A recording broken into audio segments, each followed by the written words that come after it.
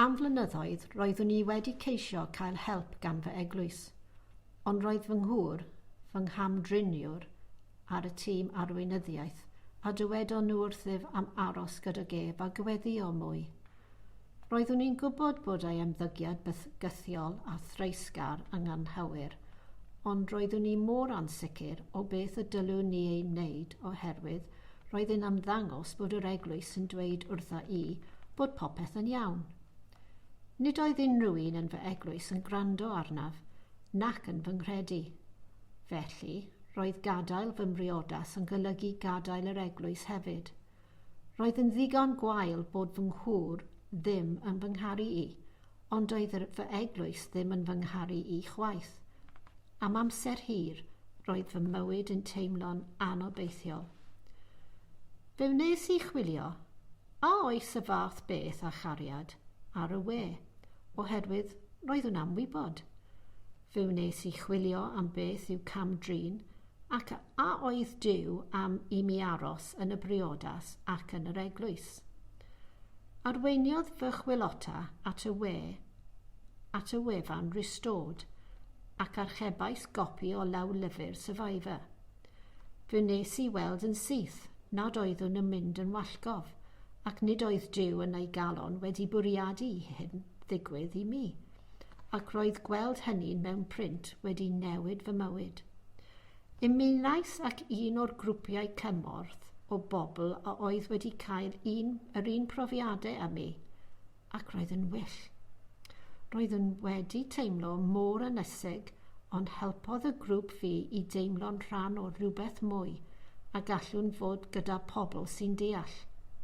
Ni farnodd na chyndemiodd neb, ond gallem deimlo bod Duw yn ein plith. Fe nes i weld bod Duw yn gallu gwneud rhywbeth am mi o hyd. Roedd angen cymuned eglwys arnaf, ond roeddwn i wedi bod mor ofnus i fynd i un oherwydd cefais fy mrifo mor arw yn y gorffennol. Ond des i o hyd i eglwys oedd ar logo'r ystod ar y wefan. Yn bryderus, fe penderfynais fod yn ddewr a rhannu fy stori gyda nhw. Fe wnaethon nhw grio gyda mi a dweud wrthyf beth y bydden nhw'n ei wneud pe bai cam-drin domestig yn digwydd yn eu cynulleidfa. Nawr, rwy'n teimlo'n ddiogel ac rwy'n teimlo fy mod i'n cael fy ngharu. Nid yw arweinwyr fy eglwys yn fy nhrin fel prosiect o gadw fi'n ifydd ac yn dawel, ond fel person gweddfawr a rhywbeth i'w gyfrannu. Yn cydradd i bawb arall, nid fel rhyw fenyw sy'n achosi trafferth. Mae'n hyfryd bod yn rhan o eglwys lle rydw i'n cael fy ngharu am derbyn, ac sy'n cerdded ochr yn ochr â mi. Roedd popeth mor dywyll, ond nawr mae mor llachar. Y rwyt wedi mesur fy ngherdded am gorffwys, ac y rwyt yn gyfarwydd am holl ffyrdd.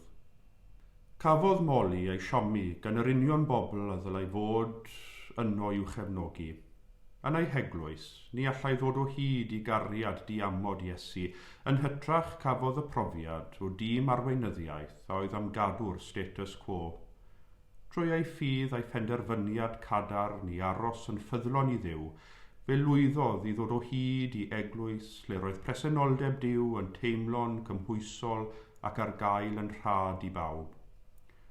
Roedd dod o hyd i'r eglwys honno'n bosibl, oherwydd ei bod nid yn unig wedi cynnwys y logo ristod ar ei gwefan, ond hefyd oherwydd bod y gynulleidfa a'r arweinwyr wedi meddwl am y ffordd orau i gefnogi a helpu goroeswyr camdriniaeth pan fydden nhw'n ymuno ar eglwys.